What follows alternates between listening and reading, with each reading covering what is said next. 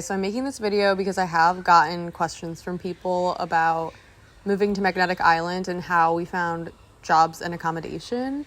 And I think Magnetic Island is so niche and specific place to live. It's not like when you search for what it's like living in Sydney or Perth, there's a ton of information just easily accessible on the internet. So it's good to kind of hear from somebody who did it. When we were coming here, we definitely had context. We could actually ask, when is a good time to come? What is it like finding work? So that's definitely something I want to provide to other people.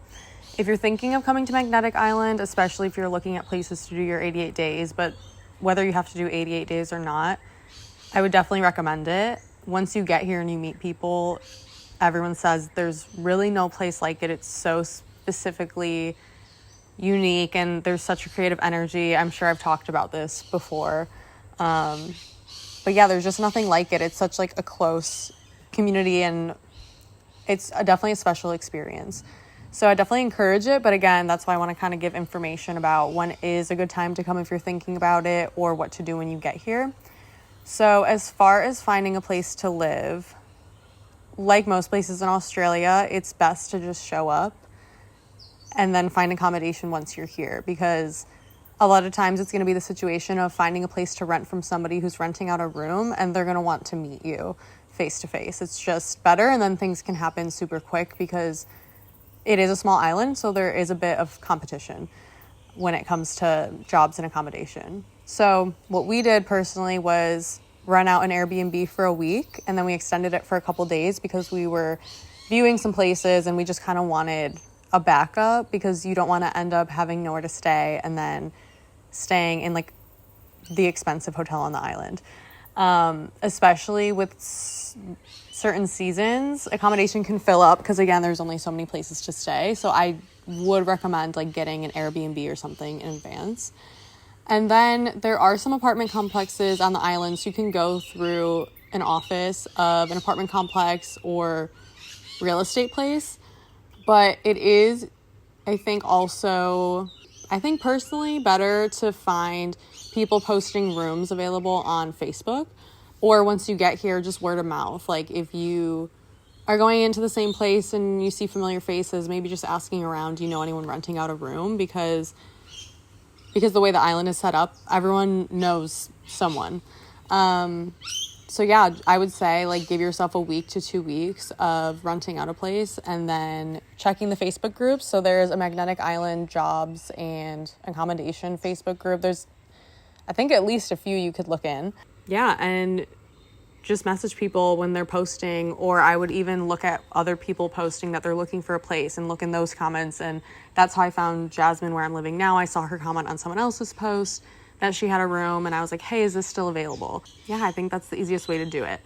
As far as finding jobs, I want to get into talking about the high season. The high season here, because it's more up north, is going to be the opposite of somewhere like Sydney or Perth because of the weather.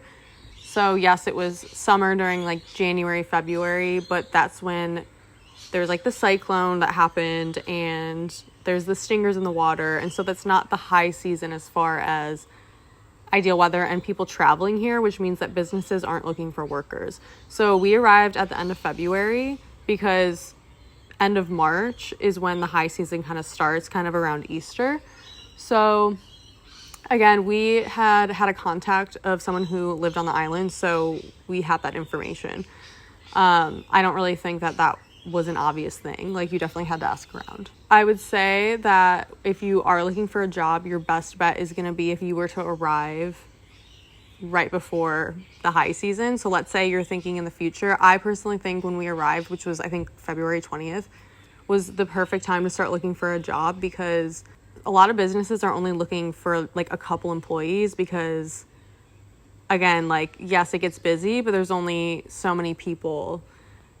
It's a smaller island. So like these businesses are only looking for a certain amount of staff workers. Now there are restaurants at night that take on more employees, but if you're looking somewhere like cafes or stores, a lot of times I feel like they're looking for maybe like 1 or 2 people. So I feel like coming at the time was really good to just go around, hand out your resume. And then because I got here early, I was one of the first people that these businesses were calling. So now that it is the beginning of April, I'm seeing people come in to where I work every day asking if we're hiring and asking around, and all these businesses already have their staff filled up because Easter weekend is so big that that's when they were preparing to hire people. So the rosters are essentially full. Now, a lot of people who have come to the island to work are doing their 88 days. So I don't know this like as a fact, but it seems like if people are staying for 3 to 4 months, that maybe around August could be a time when maybe there's some people leaving and these businesses have to hire new people. That could be a good time. It's not to say that there's no jobs available, but there's just less right now than when there was at the end of February. But again, it's all about who you know. So going into the businesses, handing in your resume, but also as you meet people on the island, just asking around, oh, do you know anyone hiring? But if you're not worried about like 88 days or that sort of thing, of course, there's other work. So again, if you do a specific service or have a certain skill or are freelance or do work in people's homes or do tutoring or babysitting, all that type of stuff, that opportunity exists. So again, I think every single person on the island uses the Facebook group. So join the Facebook groups, post your services, see what other people are looking for. There's definitely a lot of opportunity there. So again, I've been here now for really only like a month and a half, and that's all the information I have. I mean, it kind of took us only like a couple weeks to really figure everything out. I mean, you can message businesses online and like see if they're hiring if you're not here yet, but they're not really going to hire someone until they have an interview or they meet you. So I think here, out of all places especially, like just show up and you'll make it work, and there's a lot of people looking to help you. I always want to answer more questions for people trying to figure this out, but again, I just definitely encourage, if you're looking to come into the island, definitely do.